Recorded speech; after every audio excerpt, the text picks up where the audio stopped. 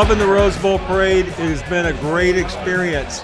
Sandy, one of our bucket list, we're full-time now, one of our bucket list items, hers was the Rose Bowl Parade. Yeah, I wanted to work on a float. I wanted to see all the flowers and the floats being made.